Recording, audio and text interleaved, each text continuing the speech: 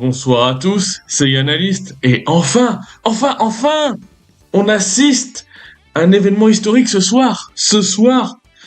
Aujourd'hui on est le dimanche 1er juin, très tôt le matin, mais enfin le Paris Saint-Germain qui gagne la Ligue des Champions 14 ans après que le Qatar ait pris le Paris Saint-Germain et investi ses fonds dedans. Enfin!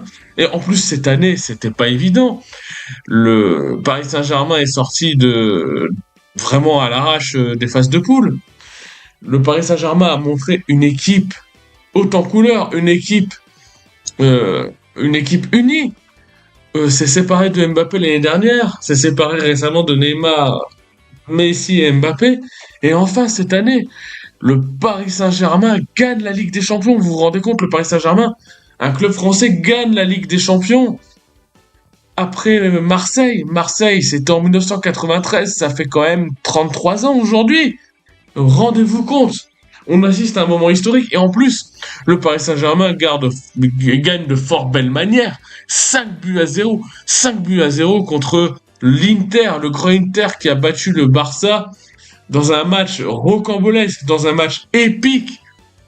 Et Désiré Doué, quel match de Désiré Doué! Ce jeune espoir français qui marque 2 buts. Quel match! Paris a surdominé. L'Inter a eu très peu d'occasions, a été très peu dangereux.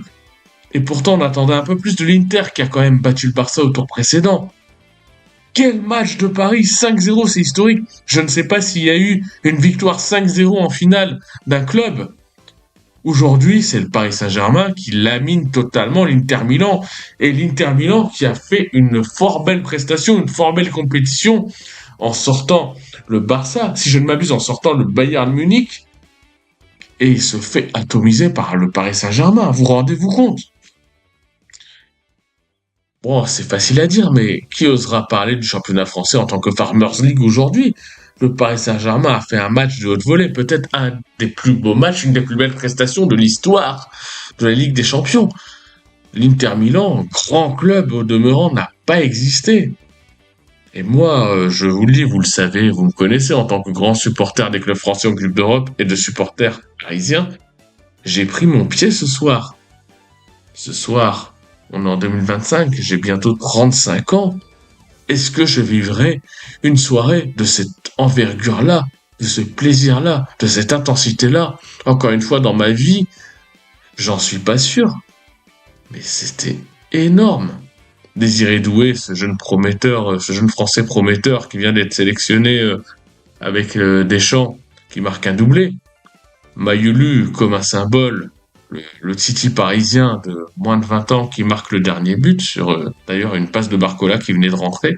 Barcola qui aurait pu aussi enfoncer le clou un peu plus tôt avec un peu plus de réussite.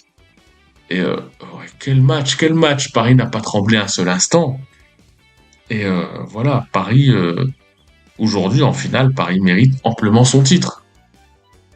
Et ben on peut finir cette saison 2024-2025 tranquillement, de façon heureuse.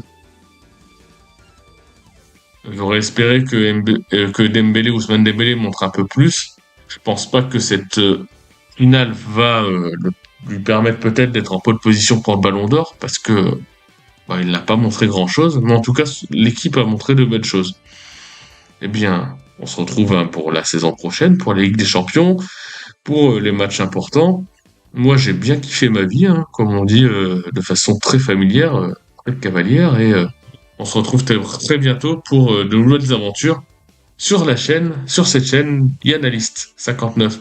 Très bientôt, portez-vous bien, et kiffons tous ensemble le foot. Peut-être que je ferai des petites vidéos sur le mondial des clubs en fonction de comment ça prend. Et très bientôt, portez-vous bien.